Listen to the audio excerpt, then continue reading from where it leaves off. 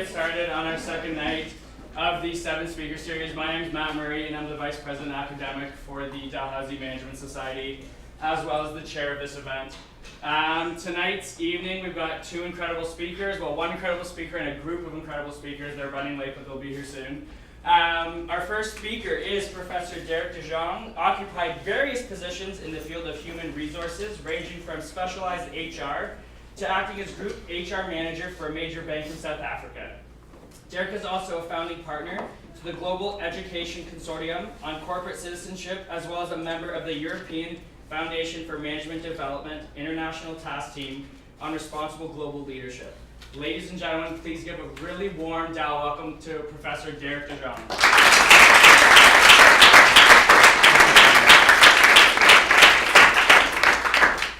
Good evening. Let me say again, good evening. Good evening. That's it. It's something that most Canadians are not used to if I greet them and they don't greet back, and this is the way that we do it back home. So thank you very much, Matt, for the kind introduction. I presume the group will probably arrive while I'm speaking, am I right? We'll hold them. No, it's no problem. I'll just pause my speech and they can come in. So you tell me. Yeah, no, you keep going. Okay, cool. Thank you. Thank you very much for the invitation. I'm at the end of my 2-week stay at Dal. I see a lot of familiar faces. Some of you have attended some of my classes during the past 2 weeks. As you can hear, I'm trying to do not the classes thing, but the classes, so that I can, blend better into the Canadian way of speech. So I'm used to more the Australian, South African, British way of speaking, and I'm trying my best to kind of convert so that you can hear me better. But some have told me that my funny accent is actually quite nice to listen to, so I'm happy about that. So I was asked to talk about Leadership for Africa, and which is a project that we ran. So before anything further, I'm going to show you a very quick video that we made. Some of you might have seen it, I think the bulk of you not. It's a video that we made, two of my colleagues back home, the one is a professor and the other one is a friend of ours who's actually a musician, decided one good morning that they want to travel to Tanzania by train. So traveling from Johannesburg up to Dar es Salaam should take you by plane roughly 2.5 hours. So you can calculate the distance. It should take you by train roughly about 2 days or so. Please come inside. It should take you roughly by train, in a good train system, probably 2 days, 1.5 day by train. It took them 2 weeks because that's the nature of infrastructure in Africa. And they needed to use sometimes, other forms of transport to eventually get themselves to Tanzania. The main aim of this 2 weeks by train was to talk to ordinary folk about leadership. They asked them a very simple question, and that is, what is their understanding and their view of leadership, specifically in Africa? So this is what the video is about. The reason why I'm starting with this is in my talk tonight, which will be about leadership in Africa. Shall we continue or shall we allow them to get in? No, you continue. Sure. Yeah, go ahead. Cool. So the reason why I'm talking about that and the reason why I'm showing the video is very simply put, as I've told some of the folks in the classes over the past 2 weeks, Africa is a very complex continent. It's an amazing continent. Can I just get an idea how many of you have been to Africa before? Put up your hands. 1, 2, 3, 4, 5, 6, 7. 7 out of a class of roughly 40 odd people. So it's an amazing continent. It's a very diverse continent. It's a very paradoxical continent. On the one side we have amazing natural resources and natural beauty. Lakes, rivers, forests, mountains, just amazing coastline, and we've got amazing people in Africa. But then we've got social ills, which is very unfortunate. We've got severe poverty, we've got severe unemployment, we've got other very bad social ills, of corruption, dictatorship, abuse, women abuse, children abuse, etc., etc. So it's a very complex, difficult continent to immerse yourself in. I'm trying to refer to Africa as a continent almost as a microcosm of the world. So if you can get it right to be a successful and responsible leader in Africa, chances are good that you'll be able to be a very successful and responsible leader anywhere else in the world. Because Africa presents to you complexity, difficulties, social difficulties, environmental difficulties. There's deforestation in some parts of Africa that is highly alarming, destruction of biodiversity. But there's still ample forests and most beautiful virgin forest that hasn't been touched by mankind so far. And in a way, that's the planet that we live in. It provides us with a lot of beauty, and also, unfortunately, it gives us a lot of illnesses as well, and ugliness as well. And that is the rest of the world. So what I'm talking about is leadership and responsible leadership from an African point of view. I'll quickly show you the video. It's about 4 or 5 minutes. Listen carefully about the narrative, and try and take with you the 3 findings of their trip from Johannesburg to Pretoria that I think you might want to resonate with and remember. So let me quickly get that, and we can do that. I'm getting it right now, and I'm going to switch the lights off so that it's slightly clearer. And there we go. This is where it all started, in the capital city of the southernmost country of Africa, Pretoria, in many ways truly a melting pot of African cultures. That's my hometown, that one.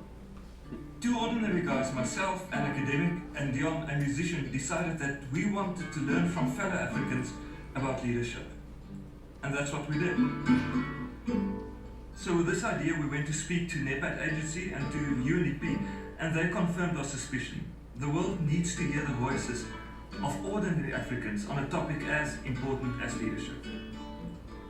All the way here, from the southernmost tip of Africa to the east coast of the continent, we had the opportunity to speak to fellow Africans on their views of what constitutes a true African leader.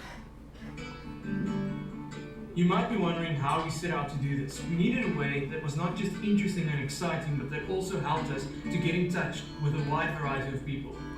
So we decided to take trains and public transport. We packed in our cameras, and with the support of NEPAD and UNDP, we asked one simple question. How would you describe a good leader? And we really got some amazing responses that gave us a lot to think about.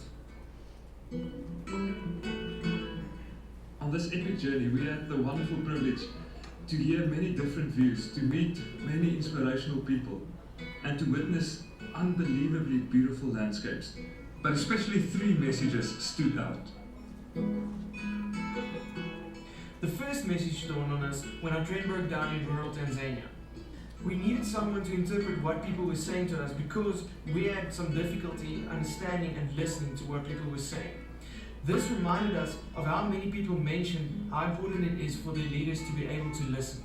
And also, some people are in desperate need of a place where they can speak and be listened to without fear. A good leader listens. Pour moi, un leader doit connaître les besoins du peuple. Leaders should serve other people. A good leader addresses people's problems. Leaders know how to listen. A good leader should be somebody who listens more and speaks less. The second message that stood out for us is that leadership is about more than simply words. This message was especially clear in the market in Zambia. As if with one voice, every single person told us that leadership is not simply about what you say. Leadership is even more than simply making promises. Leadership is about what you do and who you are. Someone who has love and understanding. Tu veux être riche ou enrichi. Be courageous. Leaders are peaceful people. They should do what they say. The third message came through, no matter where we were, who we were talking to, or what language people were speaking. People from virtually all backgrounds agreed about one thing. A good leader is a good example. A leader must lead by an example. A leader should lead by example. Lead by example. A good leader is someone who should lead by good examples. You must lead by example. This was especially clear in the words of a wonderful young lady we met in a clothing store. She started off by describing what she viewed as the characteristics of a good African leader. But very soon we realized that what she was actually doing is describing the kind of leader she would like to be one day. My definition of a leader should be like honest, have patience, be ambitious, be loyal, and be very confident. Thank you.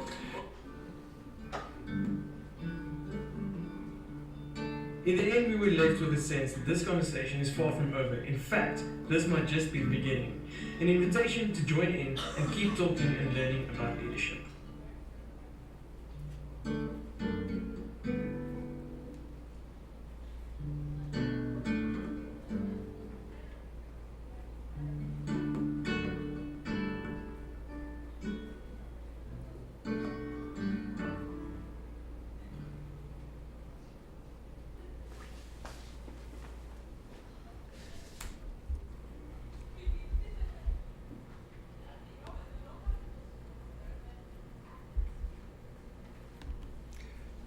Right.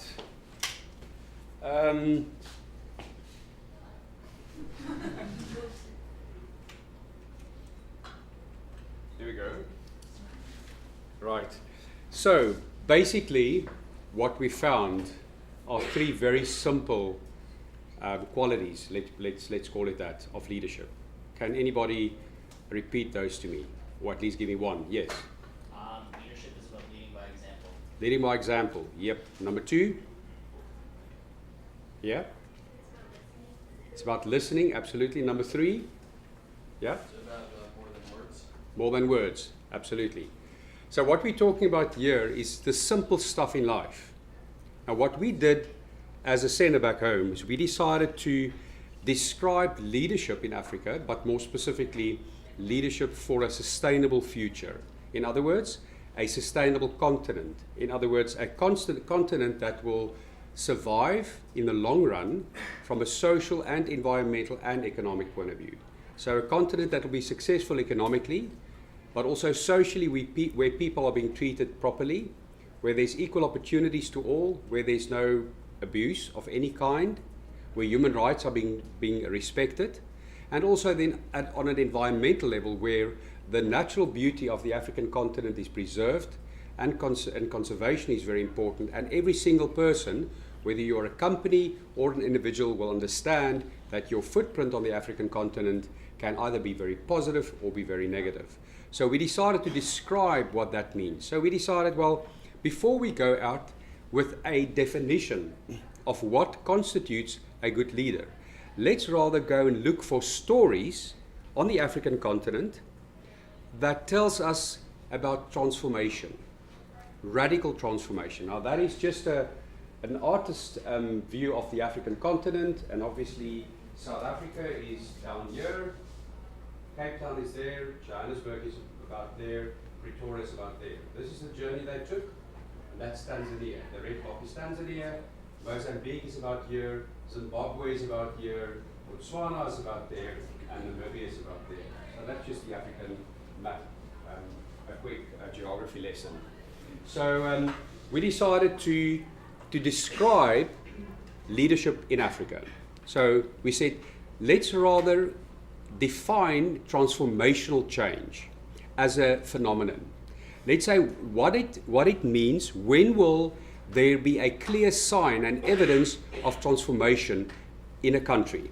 Now what radical change means, it's moving from one specific configuration to another one, which is completely different. So it's a radical change from one archetypical configuration to another one. So let's not go into the detail and the academic part of what that means. Suffice to say, radical transformation is to improve the current situation or current condition at a social, environmental, or economic level. So we went to Tanzania and we started looking for stories, strong, positive stories of change in the country, of transformation, as I said. That was the first step that we did. So perhaps let me just go back. The project overview, and let me say it here, is to identify and apply the key enablers and disablers of leadership for a transformational or transformed Africa.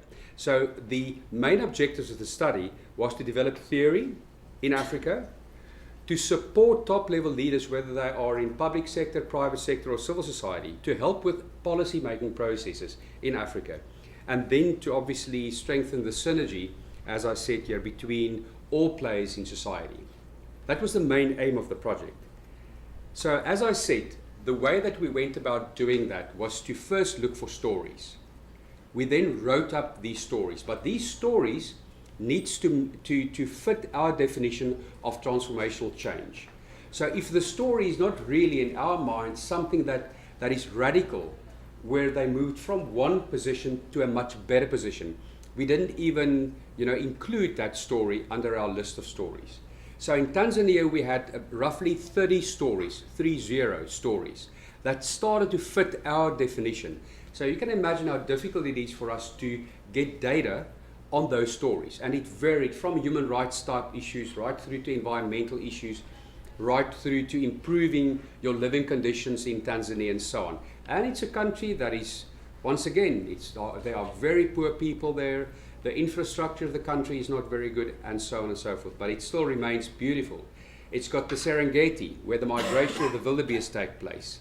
It's got the most amazing safari parks where you can go and visit.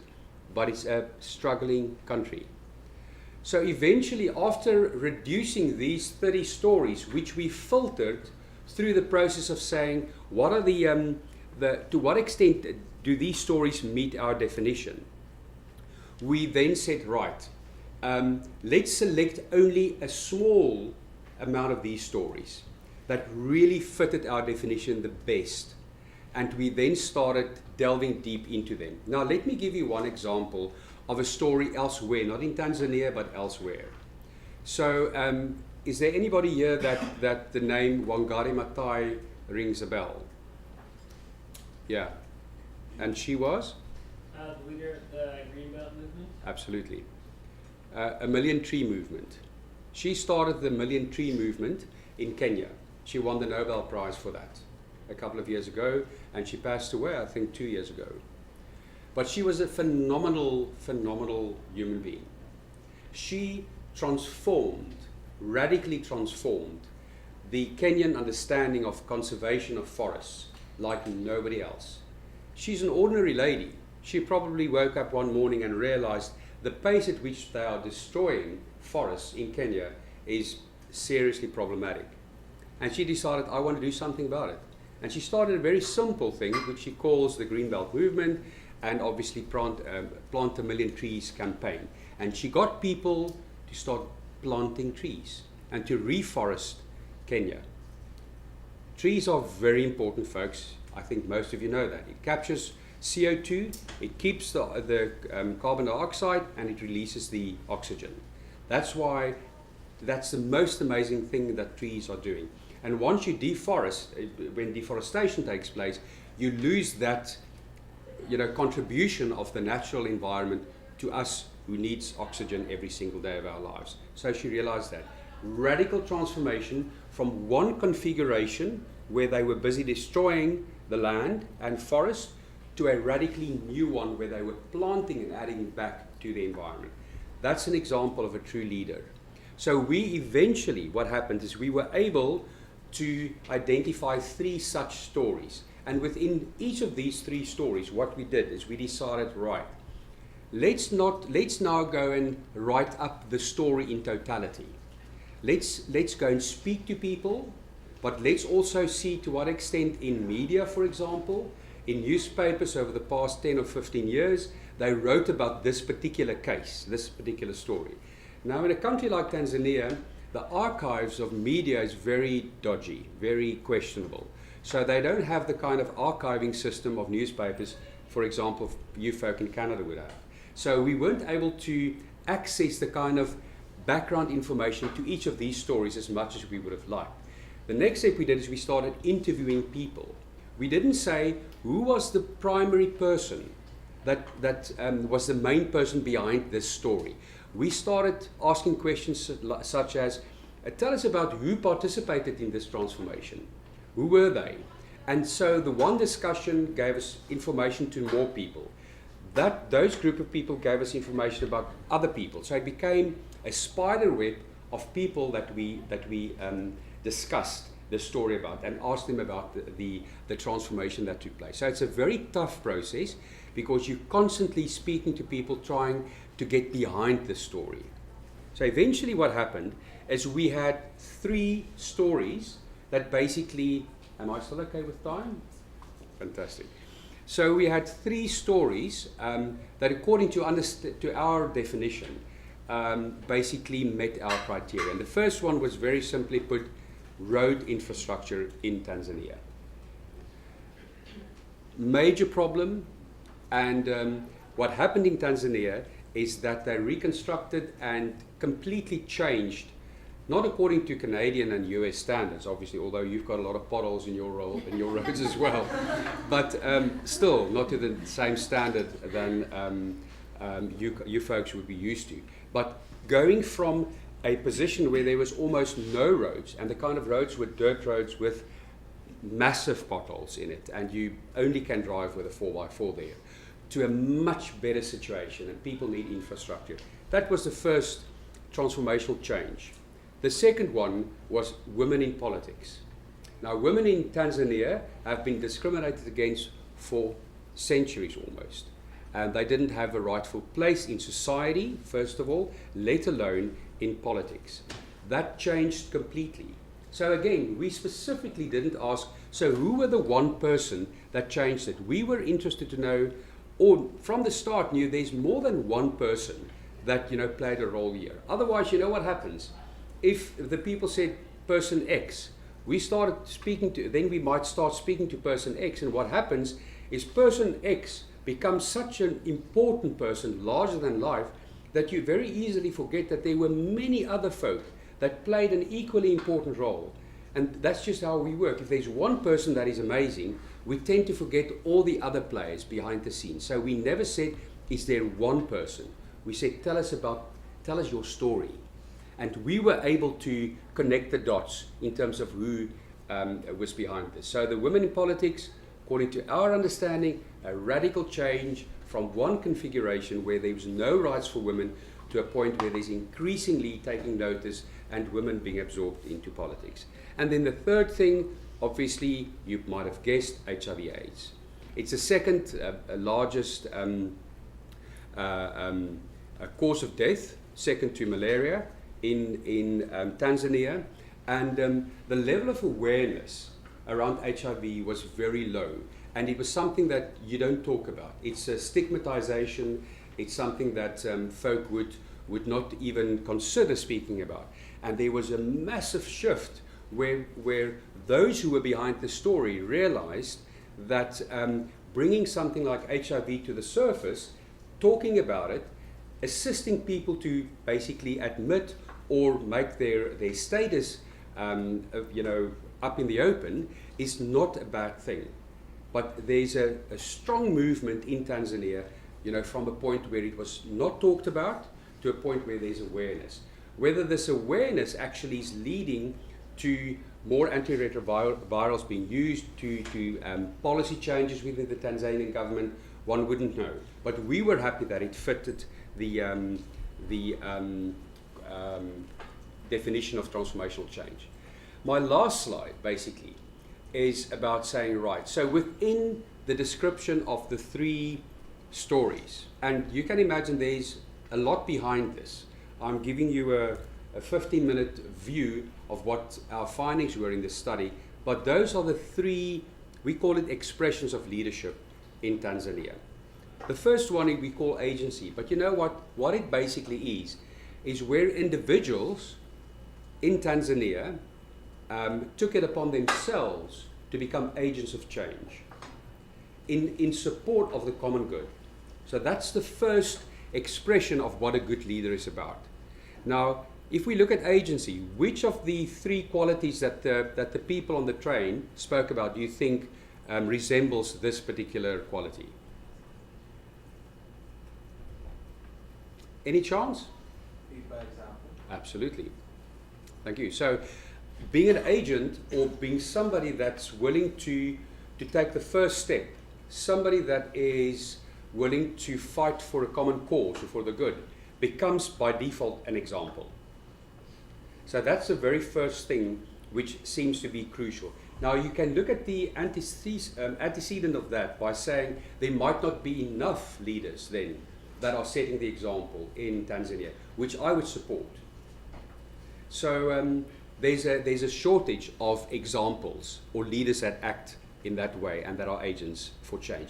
But our 3 stories, when we reduced everything and we said, so what is it that we see from describing these narratives? First one, agency. I'm an agent for common good.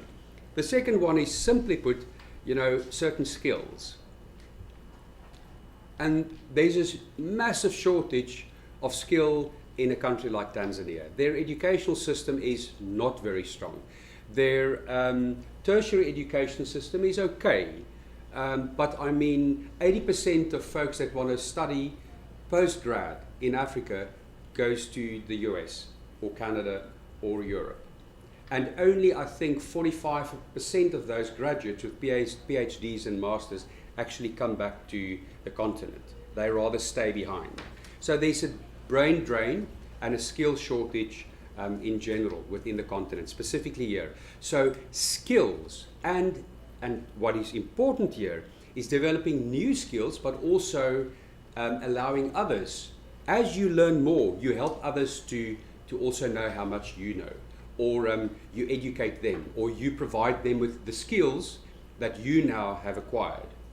So what is the second, is there, if you go back to the video, which element in the video do you think links with this? I would say the issue around courage, the way you are, how you act, similar to the be an example. But I think there was some folks in the video spoke about you must do what you say. That is also lead by example, but the one specifically said you must be friendly, you must be loved, you must be courageous. So certain skills is very important within the African continent, and I would say the same would apply elsewhere. And the third one is the personal support structures.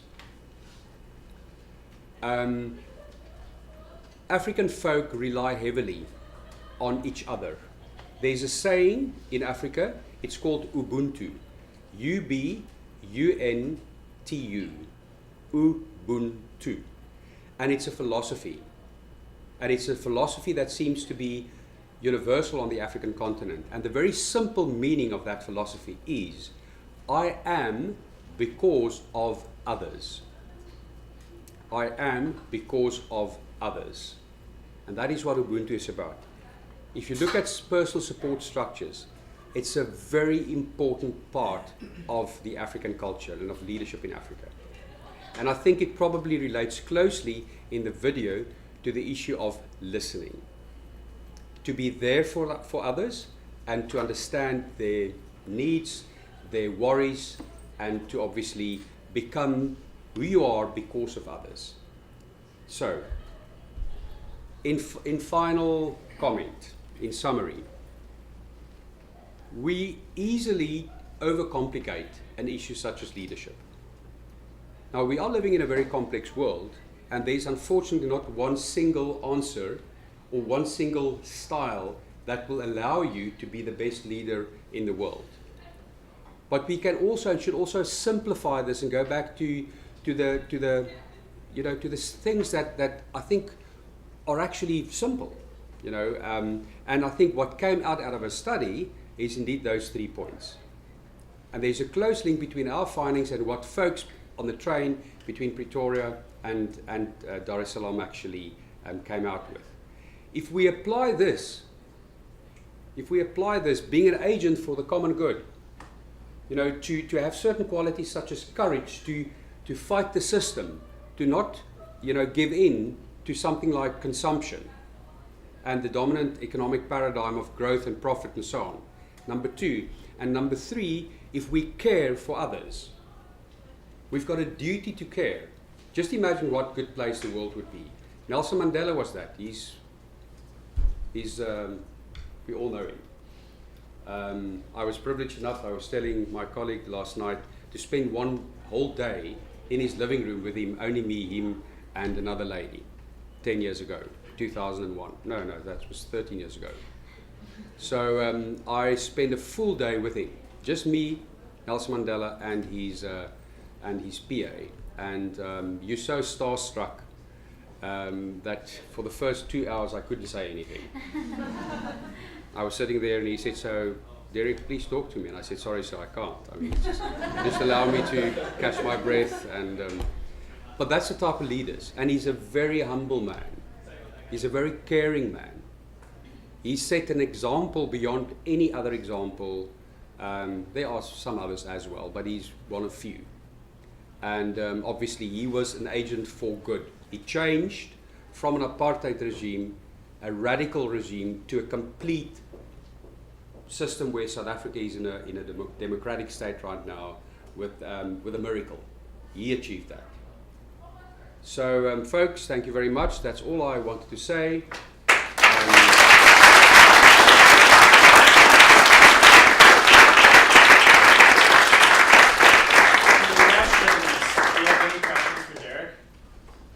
Yeah. Take a few. Again, in the video, when you stressed a lot about it in your presentation, the 3 findings that your team kind of found as they went through Tanzania. If you had to pick one of these 3 and kind of preach to us, which one would you say as management students would be most important to us, many of us moving on to careers in the next couple of years and whatnot? Easy. The first one, and that is to be an agent for change. And there's a caveat to that.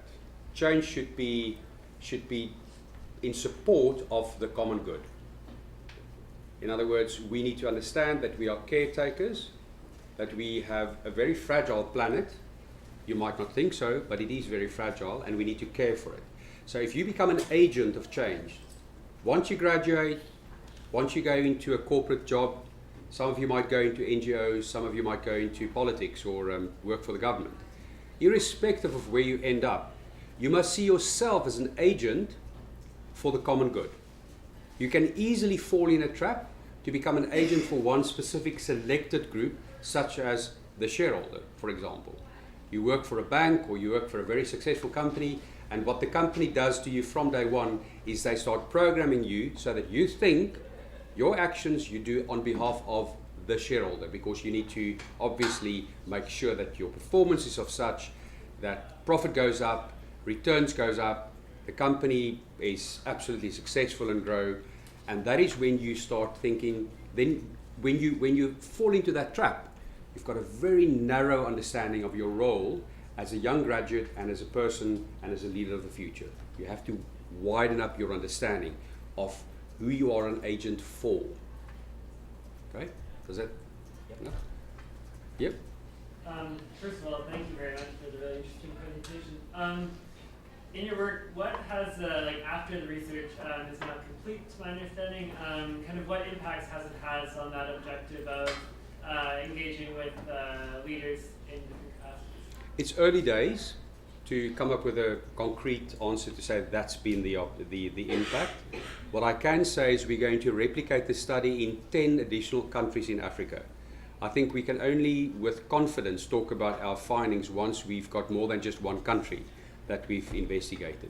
First, number one. Number two, the United Nations Environment Programme, UNEP, and the United Nations Development Programme, UNDP, both approached us based on this very preliminary work of ours and asked whether we would be interested to become the research partner to the UNDP and UNEP in Africa on leadership issues. So we are now rolling over into a next phase into replicating the study much wider, because we're not confident, as I said, to say that these findings are conclusive. So that, in my mind, is a feather in our cap. We hope to be able, in a year or two from now, once we've replicated the study all over, be in a position where we've got very strong conclusive evidence that we can base our findings on.